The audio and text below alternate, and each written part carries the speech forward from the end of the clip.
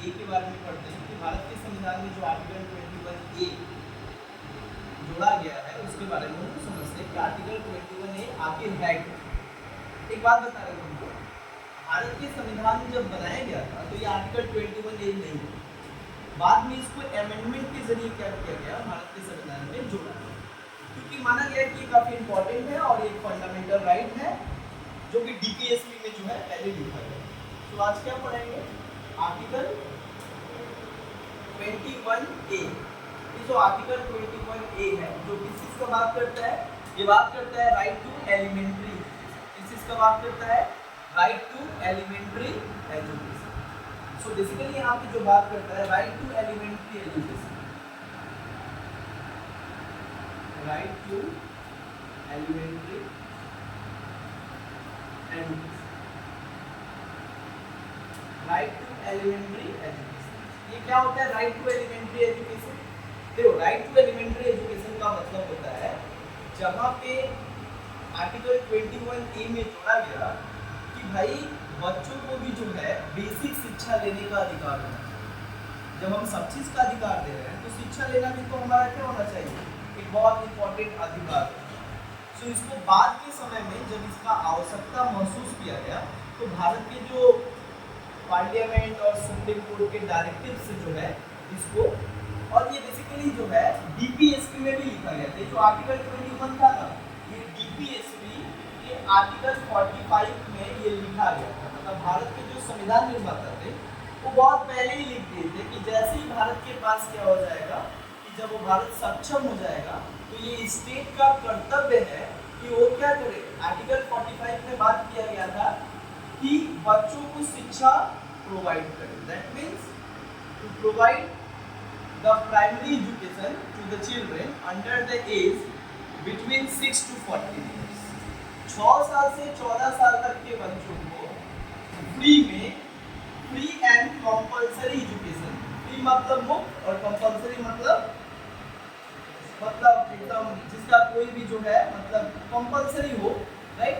So free and compulsory education जो है basically यहाँ पे देने का बात किया। इसी को बाद में जो है ये जो बात किया गया डीपीएसपी में कि आर्टिकल 45 में लिखा गया था, भारत के संविधान में मतलब लिख के चले गए थे कि जब भारत के पास क्या हो जाएगा, भारत इस स्थिति में आ जाएगा कि अब वो बच्चों को पढ़ा सकता है और भारत के पास इतना पैसा आ जाएगा और इतना भारत इकोनॉमिकली काफी ठीक ठाक हो पाएगा जिस टाइम पे भारत के बच्चों को क्या करे, बेसिक शिक्षा प्रोवाइड कर सके।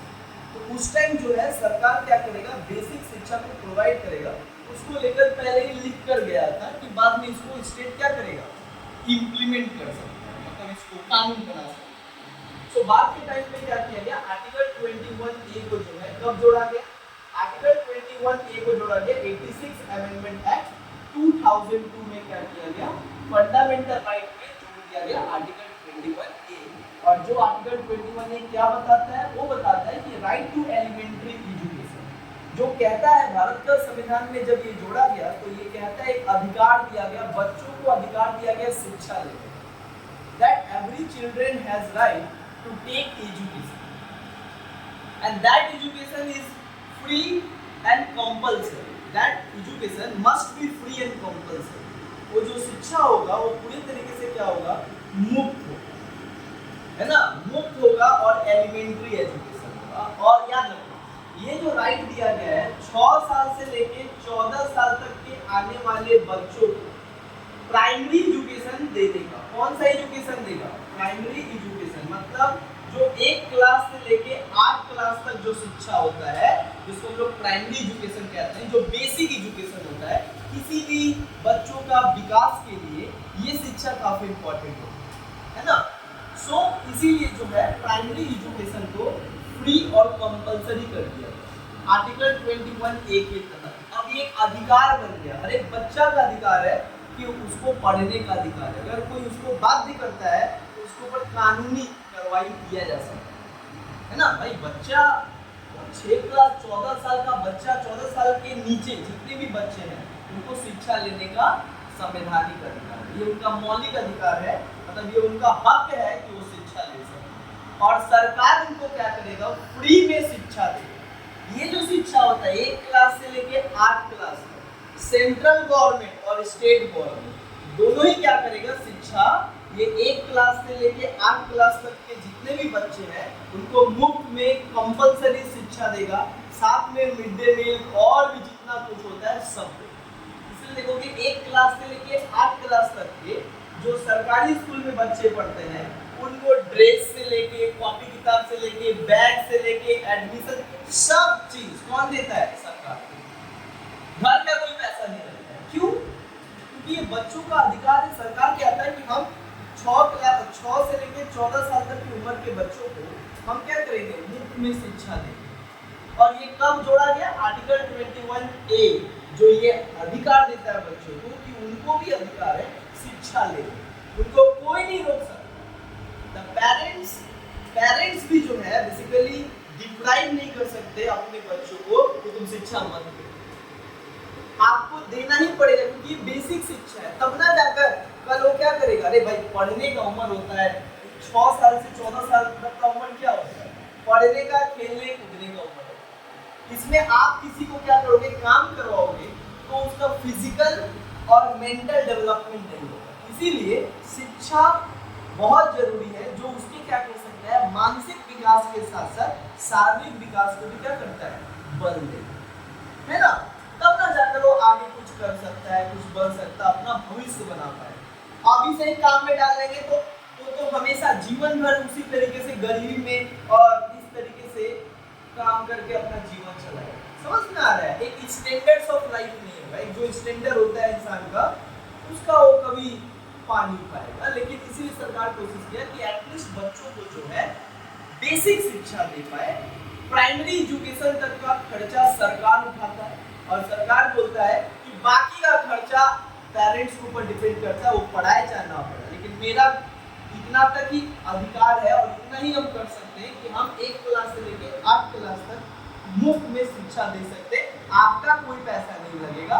बाकी अब आपके ऊपर है कि secondary education, higher secondary education and higher education, है ना, आप पढ़ाओ चाहे ना पढ़ाओ, it depends on parents, but the government has responsibility to provide education to the children under the age between 6 to 40 years.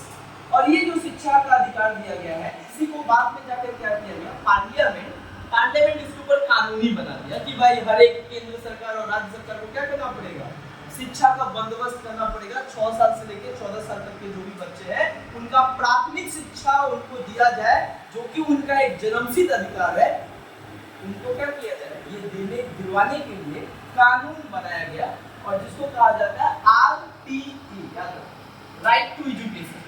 हर एक बच्चों का अधिकार है, हर एक बच्चा का अधिकार है शिक्षा लेने का।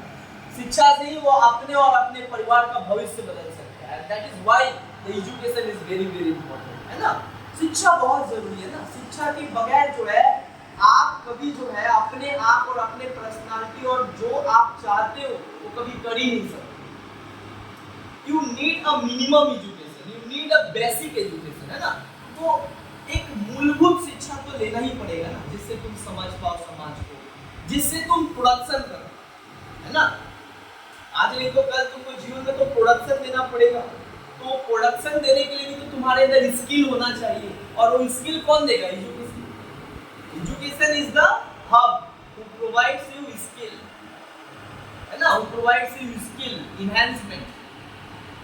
सो बेसिकली क्या होता है, राइट टू एजुकेशन 2009 में क्या किया गया, ये पास किया गया और उसके बाद से पूरे देश में RTE लागू हुआ और RTE के बाद सभी को शिक्षा दिया गया। बाद के समय में क्या किया गया, फंडामेंटल ड्यूटी में भी क्या किया गया, जो K है, K मतलब लास्ट 11वां जो ड्यूटी हम लोग का है, वो क्या ड्यूटी है, every parents has duty to send their children to the school for primary education.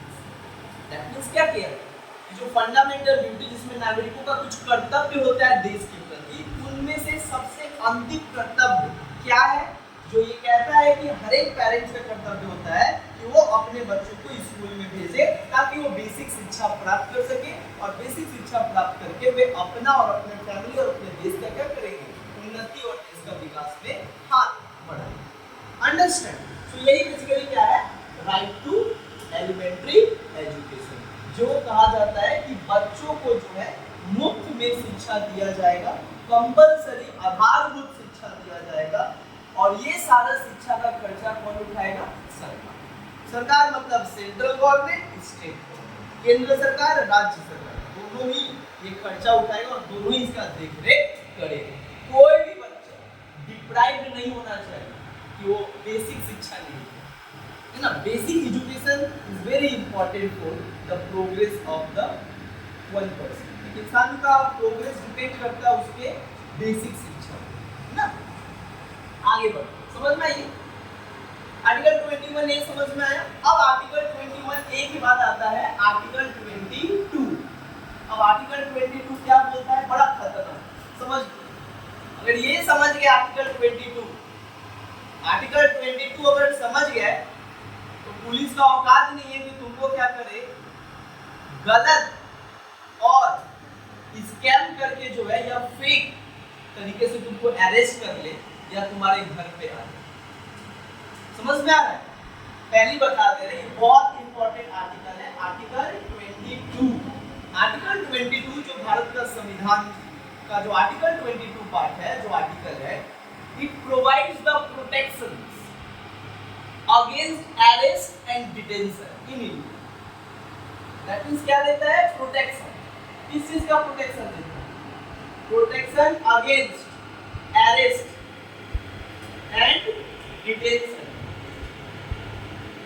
Protection against arrest and detention, ये क्या है? Protection against arrest and detention. Article 22 जो भारत का संविधान जो हमें क्या देता है? भारत के सारे नागरिकों को क्या करता है? सुरक्षा देता है ना, सुरक्षा देता है, रक्षा करता है। किस चीज से रक्षा करता है? गिरफ्तारी और डिटेंशन का मतलब नजरबंदी से क्या करता है? तुमको सुरक्षा प्रदान करता है और ये बहुत बहुत जरूरी है। और ये जो कानून है protection against arrest and detention, article 22, right, जहां पे कहा गया है कि भारत के सारे नागरिकों को हमारा आर्टिकल 22 क्या करता है? प्रोटेक्शन का अधिकार देता है, मतलब उनको प्रोटेक्ट करता है, अधिकार देता है, तुमको अपना रक्षा करने का अधिकार संविधान तुमको देता है ना।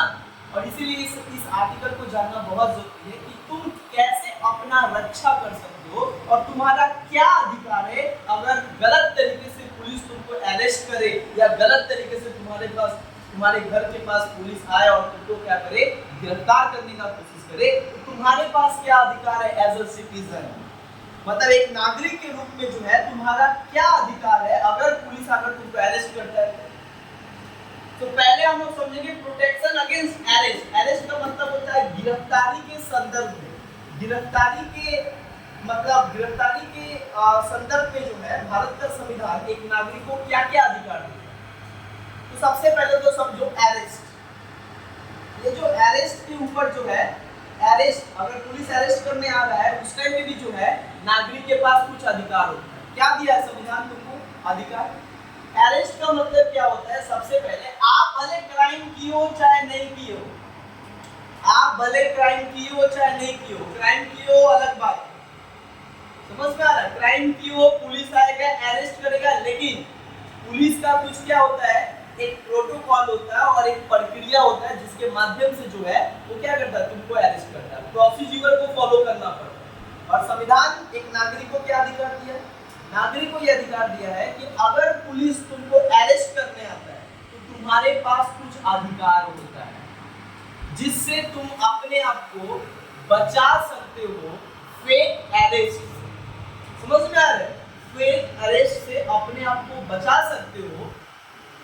और कैसे बचा सकते हो? कुछ अधिकार दिया। जैसे कि पहला अधिकार दिया गया है, अगर पुलिस तुम्हारे पास आता है और तुमको क्या करता है? अरेस्ट है ना, डायरेक्ट बोलता है चलो मेरे साथ खाना, है ना। पुलिस आके तुमको डायरेक्ट बोलता है कि खाना चलो। तो भारत में तो ऐसा हाल है कि पुलिस आता है किसका घर पे तो बगल वाला घर बंद कर लेता है। मतलब पुलिस से इतना खौफ है भाई, पुलिस हमारे टैक्स के पैसे से जो है उनका घर चलता है, उनका सैलरी चलता है और they are the public servant. वो एक सरकारी कर्मचारी है और एक सरकारी सेवक है जो हम लोग का क्या करते हैं? काम करते हैं और हम लोग के टैक्स के पैसे से। बट बहुत दुर्भाग्यवश है भारत में कि भारत के लोग क्या करते हैं, पुलिस से डरते हैं। जिसको आपके पैसे से जिसका घर चलता है और वही उसी से जो है आप डरते हो। मतलब भारत में सिचुएशन ये है, जिसको मालिक होना चाहिए और जो मालिक है वही नौकर बन के रहता है, और जो नौकर है वो मालिक का रोल निभाता है। और इसका एक सबसे बड़ा कारण क्या है, लैक ऑफ नॉलेज। अरे आप गलत नहीं हो, आप गैर कानूनी नहीं हो और आप अपराधी नहीं हो और आप कानून का उल्लंघन नहीं किए हो, तो कानून आपको इजाजत देता है कि आपको किसी से डरने की जरूरत नहीं। लेकिन बात देश में है कि कितना लोग कानून के बारे में जानते हैं। बात देश का ये है कि कितना लोग अपने अधिकार के बारे में जानते हैं। तो दुर्भाग्यवश यही है, और अक्सर वे लोग जो लोग अपने अधिकार को नहीं जानते और कानूनी प्रोविजन को नहीं जानते हैं, उनको क्या करना पड़ता है, डिप्राइव्ड होना पड़ता है, गलत तरीके से जो उनको फंसाया जाता है और उनका जो है अलग अलग तरीके से उनको अच्छे से एंड दैट इज व्हाई आज के समय में जो है तुमको भले कितना पैसा है नहीं है वो मैटर नहीं करता है, बट मैटर ये करता है कि तुम्हारे पास कितना जानकारी है कानून के बारे में, है ना। हर क्षण हर पल ये सारा सिचुएशन जो है तुम्हारे पास भी आ सकता है। पता नहीं कब कहां से कैसा सिचुएशन आ सकता है, कौन तुमको फंसा सकता है। तो दैट इज व्हाई अगर ये तुम जान जाओगे तो तुम अपने आप को जो है बचा सकते हो इन सभी तरीके का फेक अरेस्ट, गिरफ्तारी। पहला, अगर पुलिस अरेस्ट करने आता है तुमसे तो डरना नहीं है। पहला बात कि तुम चोर हो, तुम अपराधी हो। अरे भाई जब अपराधी नहीं हो, क्रिमिनल नहीं हो तो फिर क्यों डर रहे हो, क्यों भाग रहे हो? आ रहा है पुलिस, आने दो। सबसे पहले पुलिस क्या करेगा आपसे, संविधान आपको क्या अधिकार देता है? अगर पुलिस अरेस्ट करने आता है सबसे पहले नागरिक का क्या अधिकार है ये पूछना, where is the arrest warrant. अरे मेरे को अरेस्ट करने आए हो ना, तो किस आधार पे मेरे को अरेस्ट करने आए हो उसका मेरे को तो डेटा दिखाओ, उसका ग्राउंड्स दिखाओ, मतलब अरेस्ट वारंट दिखाओ। कोई तो अरेस्ट वारंट साइन किया होगा कि हाँ हम ये किए हैं, अपराधी हैं, तो अरेस्ट वारंट होता है। उस अरेस्ट वारंट के बगैर पुलिस तुमको अरेस्ट नहीं कर सकती।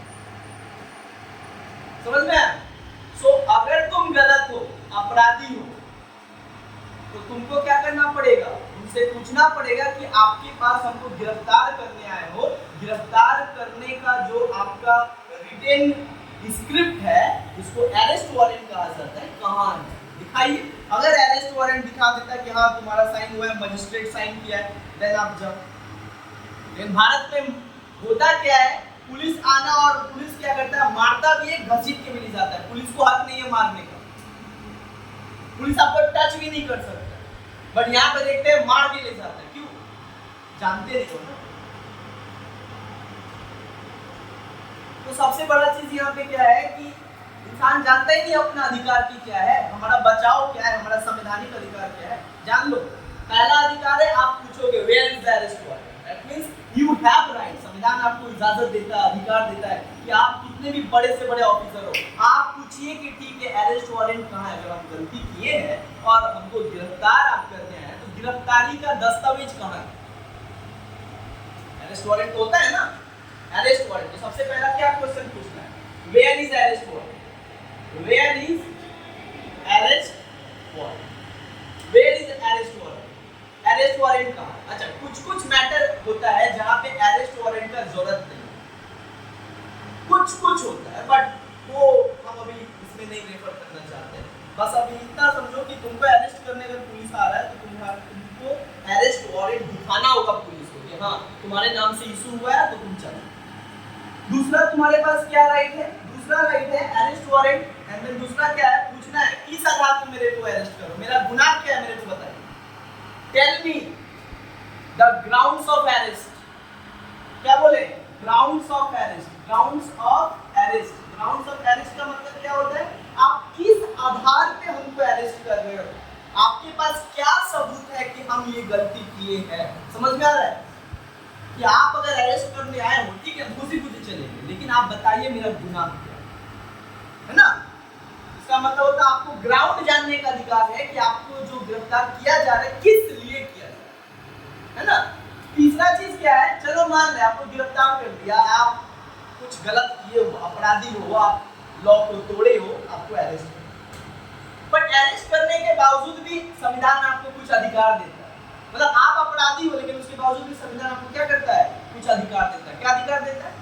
पुलिस आ रहा है, तुमको अरेस्ट किया, गलत हो, लेकर गया तुम्हारे पास, एंड देन 24 घंटा के अंदर विद इन 24 आवर्स पुलिस को क्या करना पड़ेगा, तुमको मजिस्ट्रेट के पास पेश करना पड़ेगा विद इन 24 आवर्स। मान लो आज शाम को 6 बजे अरेस्ट किया तो कल शाम 6 बजे के पहले मजिस्ट्रेट के पास तुमको पेश करना पड़ेगा पुलिस को।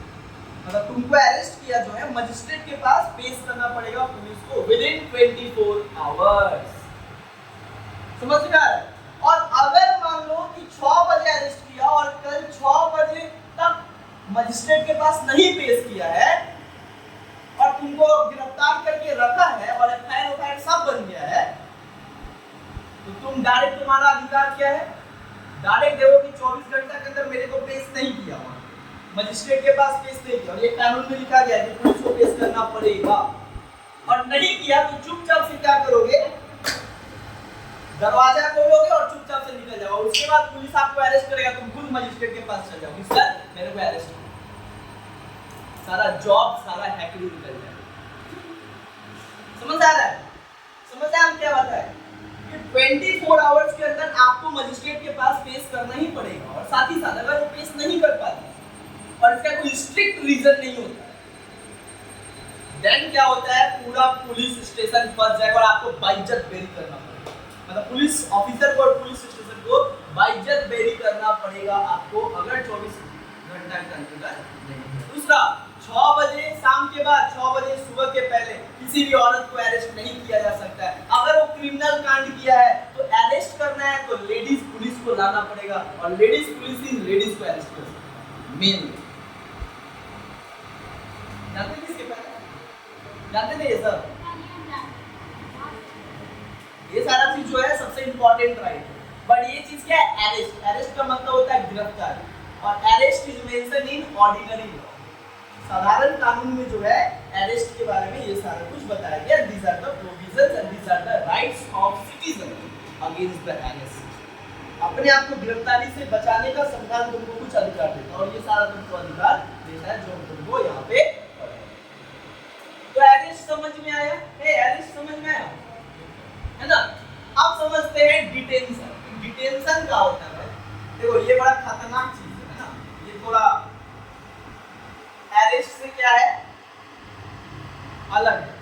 डिटेंशन मतलब क्या होता है, नजरबंदी। डिटेंशन मतलब क्या होता है, नजरबंदी। तुमको नजरबंद करके रख दिया जाता है। चलो समझा रहे ध्यान दो। डिटेंशन बड़ा खतरनाक कानून है। जो डिटेंशन जो है बड़ा खतरनाक कानून है, बड़ा खतरनाक लॉ है। ये ब्रिटिश टाइम पे मतलब 1818 डिटेंशन भारत में कब से चल रहा है, 1818 से टिल द डेट। सुनो, 1818 से लेके आज तक हमारे देश में ये डिटेंशन लॉ जो है चल रहा है, जो पुलिस एक्ट में आया था during the British colonial period. मतलब जब अंग्रेज का पुलिस कानून आया था तो उसमें ये मेंशन था। तो अंग्रेज तो यही करता था, ये सारा फालतू कानून लगाकर भारत के लोगों को अंदर कर लेता था, क्योंकि उसको तो क्या करना था, देश चलाना था ना, भारत के ऊपर कब्जा करना। लेकिन भारत आजाद होने के बावजूद भी जो है ये कानून रखा हुआ है। उसके पीछे एक जो कारण है, नेशनल सिक्योरिटी। भारत आज भी इस कानून को क्यों रखा है, राष्ट्रीय सुरक्षा, देश को खतरे से निपटाना और देश के राष्ट्रीय सुरक्षा को जो है ध्यान में रखकर आज भी भारत सरकार और भारत के कानून में जो है इस कानून को रखा गया है, जो कभी अंग्रेज हमारे ऊपर क्या करते थे, इस्तेमाल करते।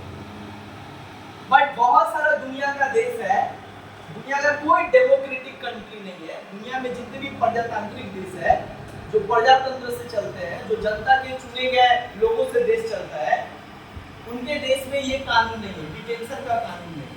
बट हमारे देश में अनफॉर्चुनेटली है, और रहना भी चाहिए। क्यों? क्योंकि देश का सुरक्षा से हम समझौता नहीं कर सकते। हमारा national security is the first priority. हमारा सबसे पहला प्रायोरिटी हमारा देश सही सलामत होना चाहिए। देश के ऊपर किसी भी तरीके का आन, देश के ऊपर किसी भी तरीके का जो है मतलब देश के ऊपर खतरा नहीं आना चाहिए, इसीलिए इस कानून को रखा गया। समझ में? राष्ट्रीय सुरक्षा को ध्यान में रखिए, जो लिख दिए राष्ट्रीय सुरक्षा को ध्यान में रखते हुए ये कानून को रखा गया। अब चलते हैं टिल द डेट, मतलब आज तक ये कानून है भारत में। अब ये डिटेंशन क्या होता है? देखो डिटेंशन ना अरेस्ट से अलग है। अरेस्ट तब इंसान को किया जाता है जब कोई वो गुनाह करता है। अरेस्ट तब इंसान को किया जाता है जब वो कोई गुनाह करता है। लेकिन डिटेंशन बड़ा खतरनाक है। डिटेंशन में जो है पुलिस तुमको अरेस्ट करेगा, पुलिस को स्पेशल पावर दिया गया। पुलिस तुमको अरेस्ट करेगा लेकिन बताएगा नहीं क्यों अरेस्ट किया। पुलिस तुमको अरेस्ट करेगा, तुम पूछोगे कि वेयर इज द अरेस्टेंट, दो पड़ा कर मारेगा। सो आधा ज्ञान नहीं लेना है। ये नहीं कि डिटेंशन वाली चीज में तुम बोलो हमको वेयर इज द अरेस्ट वाली, तो वहां पे सब नहीं चलता है ना। डिटेंशन मतलब नजरबंदी, राष्ट्रीय सुरक्षा का अगर बात आ जाए, तुम्हारे कारण अगर देश का खतरा है तो उस समय सरकार क्या करता है, तुमको उठवा लेता है। तो तब तुम नहीं पूछोगे काहे हमको उठवा ले। समझ आ रहा है? इसको और समझाते हैं। डिटेंशन दो तरीके का होता है, एक होता है प्यूनिटिव डिटेंशन, दो तरीके का होता है डिटेंशन, मतलब दो तरीके से डिटेंड किया जाता है लोगों को। एक को कहा जाता है प्यूनिटिव डिटेंशन और एक को कहा जाता है प्रिवेंटिव डिटेंशन। क्या कहा जाता है? Preventive detention.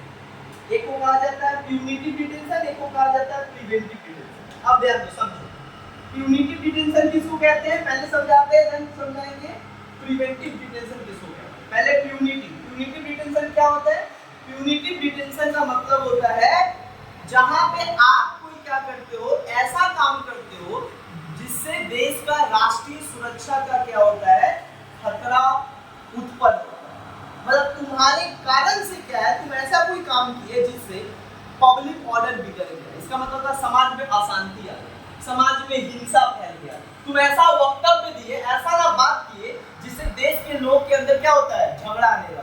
तुम झगड़ा करवा दिए, है ना। तुम ऐसा कुछ किए जिससे क्या हुआ कि देश का जो सम्मान है, देश का जो सुरक्षा है, उसका क्या होता है, ब्रीच होता है। ब्रीच का मतलब होता है तुमने देश की सुरक्षा के साथ खिलवाड़ करने का काम किया है। तो उस सिचुएशन में, है ना, उस सिचुएशन में अगर आप कोई गलती करते हो, है ना, और ऐसा गलती करते हो जो पूरे देश को भुगतना पड़ता है उसके कारण, तो तुम्हारा गलती के कारण पूरा देश को उठाना पड़ता है। तुम ऐसा ना धर्म का बात कोई कह दिए जिससे दो कम्युनिटी में लड़ाई हो गया, और इतना ना लड़ाई हो गया कि लगभग 500 लोग मारे गए। ऐसा ना बयान देते, राजनीतिक बयान, धार्मिक बयान। समझ में आ रहा है क्या बता रहे हैं? ये सब क्या है, देश की एकता, अखंडता और सुरक्षा के खिलाफ। This kind of language and this kind of action and activity are against the national spirit of the country. देश के राष्ट्रीय सुरक्षा की क्या है, खिलाफ। और अगर आप ऐसा कांड करते हो तो पुलिस आपको क्या करेगा, प्यूनिटिव डिटेंशन मतलब आपको अरेस्ट कर लेगा और नजरबंद कर देगा और आपके ऊपर जो है कार्रवाई करेगा। वहां पे कोई अरेस्ट, कोई मतलब क्या बोलेंगे, वारंट का जरूरत नहीं। समझ में आ रहा है? यहाँ पे कोई वारंट का जरूरत नहीं है। लेकिन यहाँ पे क्या है, जब आप गलती कर दिए तो पुलिस गया, आपको उठाया और आपको बंद करके डाल दिया। अब तुम्हारा कब सुनवाई होगा, तुम कब जेल से निकलोगे, इसका कोई माँ बाप नहीं। ये डिपेंड करता है सरकार पे। समझ में आया? अब समझो, ये वाला बहुत खतरनाक है, प्रिवेंटिव डिटेंशन। प्रिवेंटिव डिटेंशन क्या बोलता है? प्रिवेंटिव डिटेंशन कहता है कि अगर क्या होता है, सरकार या पुलिस या प्रशासन को किसी व्यक्ति के ऊपर संदेह होता है कि ई रहेगा तो पक्का झगड़ा तय है, ई रहेगा तो देश में दंगा तय है, ई रहेगा तो देश का बंटवारा तय है, ई रहेगा तो देश का जो सुरक्षा है, लॉ एंड ऑर्डर है, पब्लिक प्रॉपर्टी है, पब्लिक ऑर्डर है, इसका पूरा तरीके से धजिया हो जाए। मतलब तुम्हें इतना खतरनाक इंसान हो, है ना, मतलब का आरडीएक्स से कम ना हो, चलता फिरता आरडीएक्स। मतलब आरडीएक्स कहने का मतलब क्या समझे, नहीं समझे, मतलब ऐसा इंसान हो कि तुम रहोगे तो पक्का झगड़ा है, तय है और बहुत खतरनाक देश का नुकसान होगा। समझ में आ रहा है? तो देश के सुरक्षा को ध्यान में रखते हुए अगर तुम कहीं पे हो और तुम्हारे ऊपर सरकार संदेह कर रहा है कि तुम रहोगे ना तो पक्का झगड़ा तय है या किसी न किसी तरीके से राष्ट्रीय सुरक्षा का नुकसान हो, तो संदेह के आधार पे, संदेह मतलब सस्पेक्ट, ये रहेगा ना तो पक्का क्या होगा, राष्ट्रीय सुरक्षा का नुकसान होगा, या क्या होगा, दंगा तो तय है और मारपीट होगा, कानून का धजिया हो जाएगा, बहुत भारत सरकार का नुकसान होगा। समझ में आ रहा है? भारत की सुरक्षा में चूक हो जाएगी। तो भारत सरकार बोलता है कि रहने नहीं करेगा तो होगा कहां से। भारत सरकार क्या करता है, पुलिस को बोलता है अरेस्ट कर, वो जाता है क्या है इसको अरेस्ट कर, तो भाई वो क्या किया, हम तो नाश्ता कर रहे थे, बोलता है कोई मतलब नहीं है, ज्यादा बोले तो और मार दो। अरेस्ट करता है पुलिस, ले जाता है पता नहीं कहां बंद कर देता, जेल में नहीं रखते, बहुत बड़का जेल में रखता है, कार कोठरी में रखता है, समझ में है ना। पुराने जमाने में ऐसे होता था, ढेर ज्यादा सरकार के खिलाफ बात करते थे तो भेज देता था काले पानी, अंडमान निकोबार आइलैंड, हाँ पूरा समुंदर है, बीच में एक टापू है और यहाँ पे सड़ते काल कोठरी, पूरा एकदम काला काला एकदम छोटा सा तुमको दे दिया जाएगा वहां पे, समझ में आ रहा है।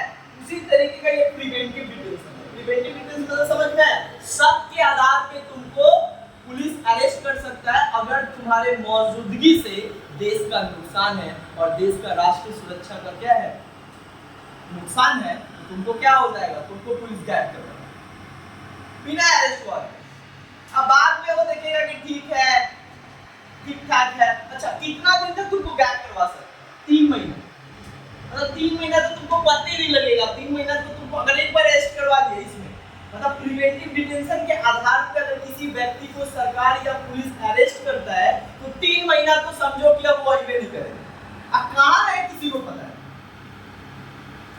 जिंदा भी है कि नहीं है किसी को पता है।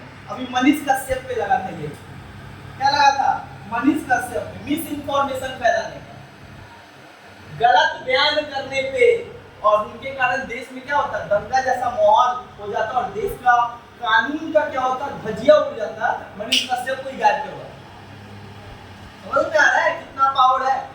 अभी यही प्रिवेंटिव डिटेंशन लगा कब, आर्टिकल 370 जब हटाया गया जम्मू कश्मीर में, तो जानता है कि पार्लियामेंट की आर्टिकल 370 लगाएंगे तो जम्मू कश्मीर का पहले स्पेशल राइट्स था, अब सब स्पेशल राइट छीनकर डायरेक्ट किसके पास आ जाएगा, देश की प्रधानमंत्री, मतलब वो क्या हो जाएगा, अब भारत का एक अभिन्न अंग बन जाएगा। और पहले स्टेट का अधिकार था, अब उसको मिल गया यूनियन टेरिटरी, है ना। अब पहले पूर्ण राज्य का अधिकार था, अब राज्य है तो सरकार के अंतर्गत, सरकार जैसा करेगा वैसा वहां पे।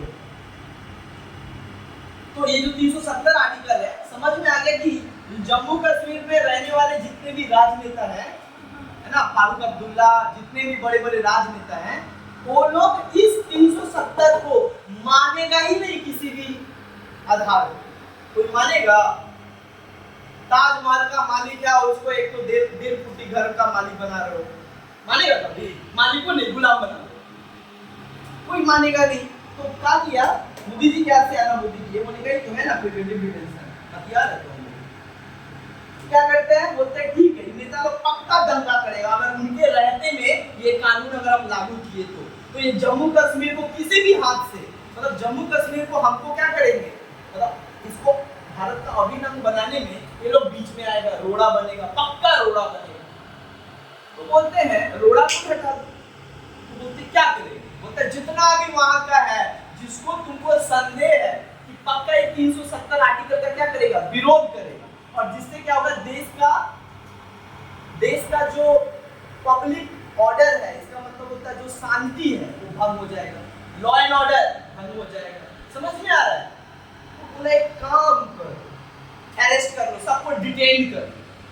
जितना एक रात पहले सारा राजनेता को क्या किया गया, सब के आधार पे तीनों रहेगा तो हो जाएगा झमेला, तो अरेस्ट करके क्या किया, 2-3 महीना तक उसको जेल में रखा, जेल में खाना दे रहा है, पीना दे रहा है, सब दे रहा है, जो चाहिए हो, बट कोई आपसे अंदर का व्यक्ति बाहर नहीं जा सकता, बाहर का व्यक्ति अंदर नहीं आ सकता, आपसे कोई मेल जोल किसी का नहीं है, डिटेंशन में ही होता है। समझ में आ रहा है, अरे सरकार कहीं भी लेके चल जाता, सरकार का कौन एक बंगला है उसमें तो वो करते हैं, रहो यहाँ पे साथ 3 महीना बाद जो है उनको हाई कोर्ट का ऑर्डर आएगा। अच्छा, प्रिवेंटिव डिटेंशन इसमें क्या होता है, बहुत कभी-कभी क्या होता है इनोसेंट लोग भी क्या हो जाते हैं, शिकार बन जाते हैं। समझ में आ रहा है, कभी-कभी इनोसेंट लोग, कभी सरकार जानबूझ के क्या करता है, इस हथियार का इस्तेमाल करता है, बट इसके लिए संविधान में एक प्रोविजन है कि ज्यादा दिन तक किसी को सरकार किसी का इस हथियार का, मतलब सरकार की इस कानून का इस्तेमाल अपने फायदे के लिए ना करे, मतलब किसी निर्दोष के लिए ना करे, इसके लिए एक कानून बनाया गया।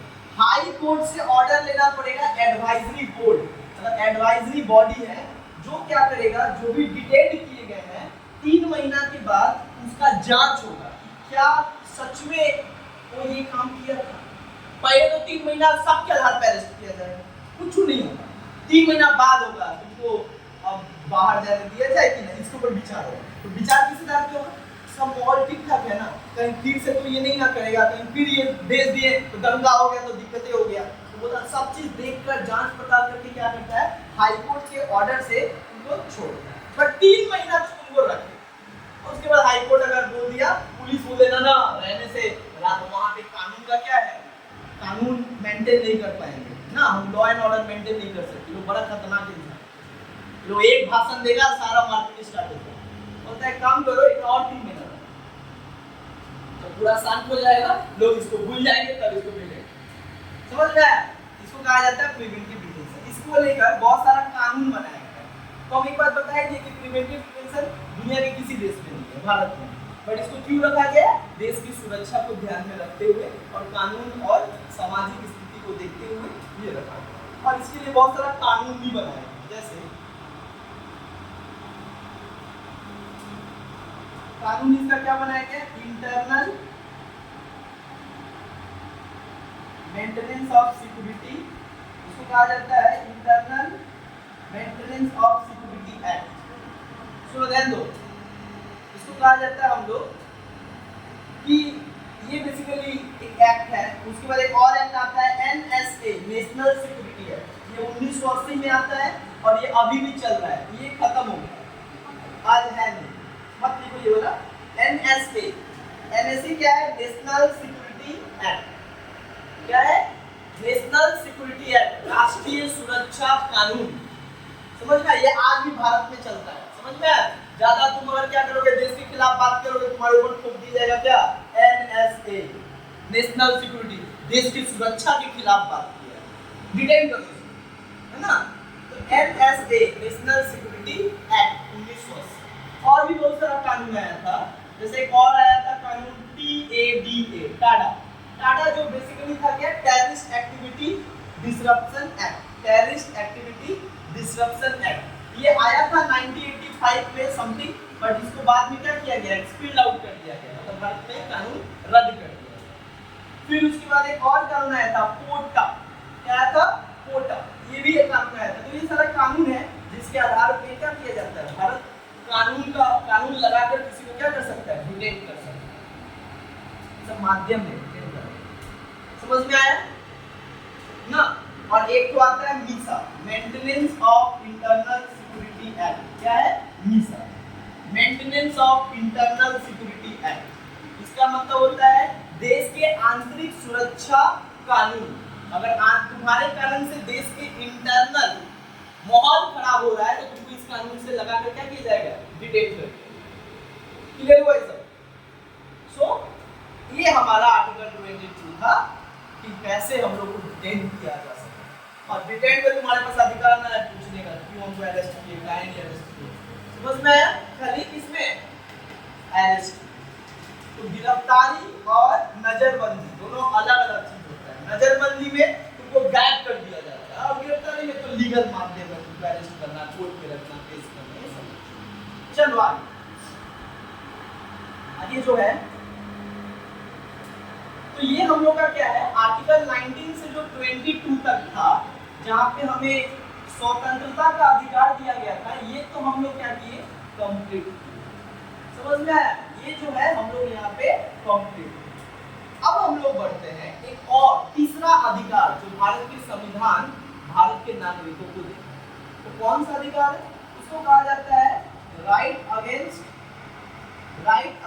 एक्सप्लॉइटेशन। राइट अगेंस्ट एक्सप्लॉइटेशन, इसका मतलब क्या है?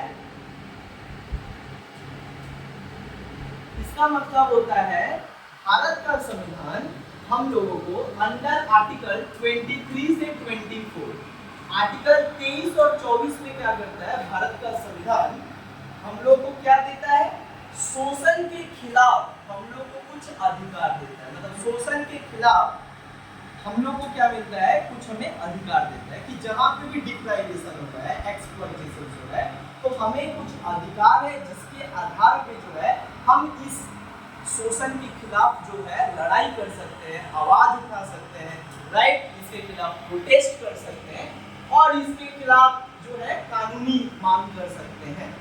सो राइट अगेंस्ट एक्सप्लॉइटेशन। ये एक्सप्लॉइटेशन का क्या है, देखो समाज में तो अलग अलग तरीके से लोग अलग अलग लोगों को क्या करते हैं, शोषण करते हैं। कोई कास्ट के आधार पे शोषण करता है, कोई गरीब है तो अमीर उसको शोषण करता है, समझ में आए? तो अलग अलग तरीके से क्या होता है, शोषण किया जाता है। किसी के साथ शोषण ना हो, किसी के साथ अत्याचार ना हो, किसी भी तरीके का अत्याचार ना हो भारत में, इस बात को ध्यान में रखते हुए भारत के संविधान हमको क्या करता है, शोषण के खिलाफ क्या करता है, हमें अधिकार देता है कि आप उसके खिलाफ क्या कीजिए, लड़ाई कीजिए, हम आपको अधिकार देते हैं। मतलब आप अपने आप को अत्याचार से मुक्त कर पाओ, इसके लिए तुम्हें कुछ अधिकार देता है। अगर तुम्हारे ऊपर कोई अत्याचार करता है, शोषण करता है, तुम्हारे पास कुछ अधिकार है जो तुमको संविधान देता है, जिससे तुम अपने अत्याचार और शोषण से क्या कर सकते हो, अपने आप को बचा सकते हो, अपने आप को इमेंसिपेट कर सकते हो, लिबरेट कर सकते हो। समझ में आया? तो दो अधिकार, सबसे पहला है आर्टिकल 23। आर्टिकल 23 क्या बोलता है, ये बात करता है prohibition of traffic in human being and force labour.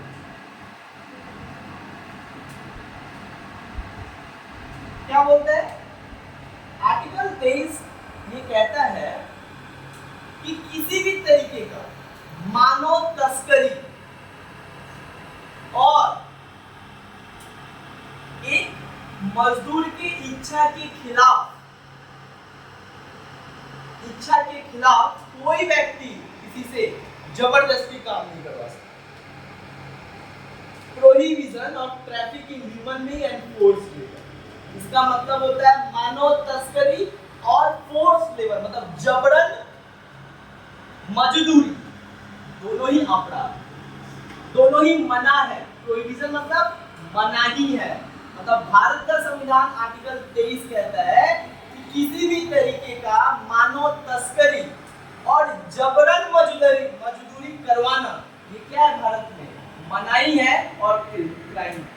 समझ में आया क्या है, मनाही है और क्राइम है। मतलब ये कोई भी व्यक्ति किसी के साथ ये दो काम नहीं कर सकता। किसी भी व्यक्ति, किसी भी इंसान को आप तस्करी नहीं कर सकते, ट्रैफिकिंग नहीं कर सकते। Trafficking are illegal and immoral crime.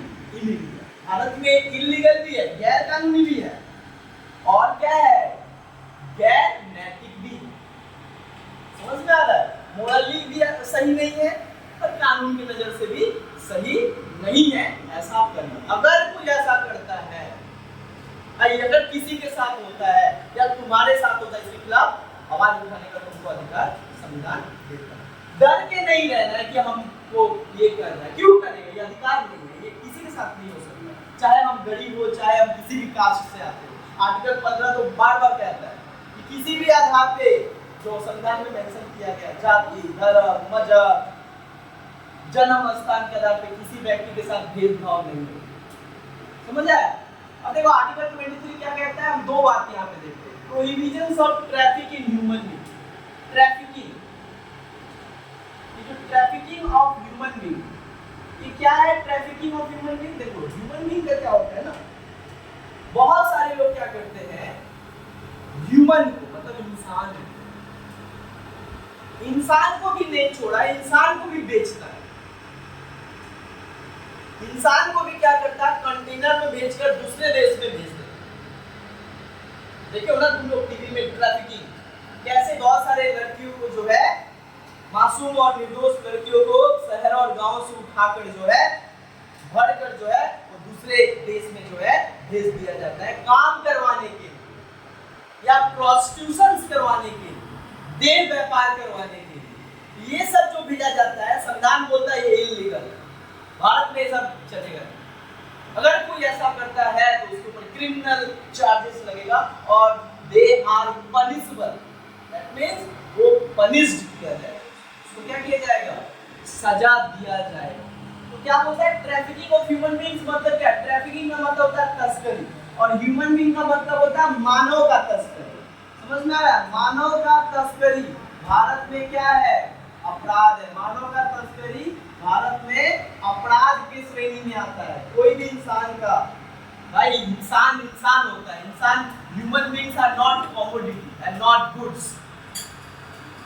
समझ में आ रहा है ना, इंसान तो एक इंसान होता है ना भाई, इंसान मानव एक इंसान होता है भाई, वो उसका तुलना जो है किसी सामान और किसी कमोडिटी के साथ तो नहीं होता है ना। बेचा जाता है कमोडिटी, इंसान कभी नहीं बिकता है, इसीलिए तुम अपना बॉडी का एक अंग नहीं बेच सकते। समझ में आ रहा है। तो यहाँ पे क्या बोला, मानव तस्करी अपराध है। क्या मानव तस्करी, मानव तस्करी बोलता है selling and buying, selling and buying, selling and buying of women, children और इटीसी, किसी भी औरत, बच्चा या पुरुष को खरीदना और बेचना दोनों ही अपराध। ना खरीद सकते हो ना बेच सकते, जो लेगा वो भी फंसेगा, जो देगा वो भी फंसेगा। समझ में, समझ में, तस्करी समझ में आ रहा है। ये ट्रैफिक को ट्रैफिक नहीं समझ लेना, ट्रैफिक का मतलब होता है तस्करी, है ना। उसके बाद क्या बोलता है, selling and buying of women, children और क्राइम इन इंडिया। भारत में क्या है, ये क्राइम है, ये सही नहीं है। समझ में आ रहा है।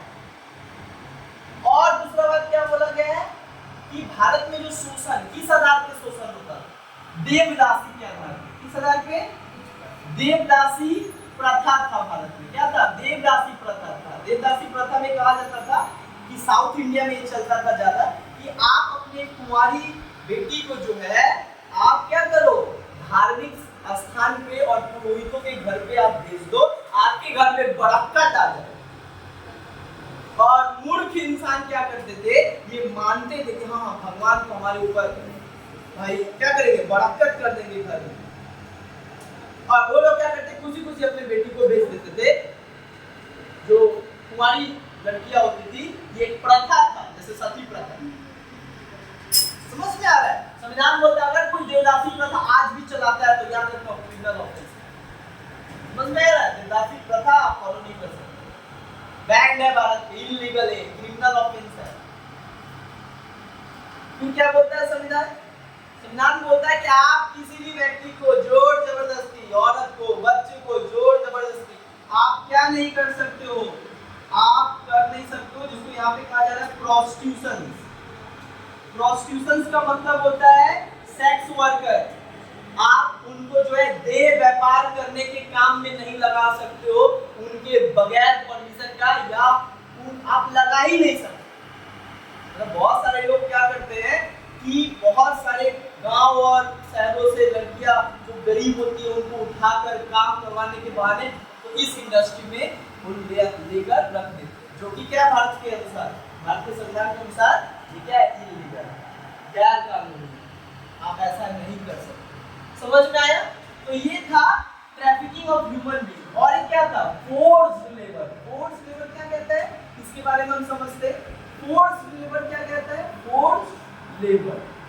देखो फोर्स्ड लेबर, देखो हमारे तो गांव भाई, हमारा तो समाज तुम जानते हो कितना रूढ़िवादी समाज था, है ना। हमारा समाज, हमारे गांव में आज भी जो है एक बहुत बड़ा शोषण कौन करता है, बड़े लोग, ऊंचे लोग, जो ऊंचे जाति के हैं, ठाकुर, जमींदार, महाजन, ठेकेदार, सूबेदार, जो गांव में ये सब आता है, तो जिनके पास ज्यादा संपत्ति है और उस आधार पे क्या करते हैं, जो उनके पास आता है काम करने, तो उनको क्या करते हैं वो लोग, जोर जबरदस्ती, फोर्स लेबर, दो चीजें हैं, जोर जबरदस्ती उनको क्या करते हैं लोग, काम करवाते, काम करवा के बदले में पैसा नहीं दिया जाता।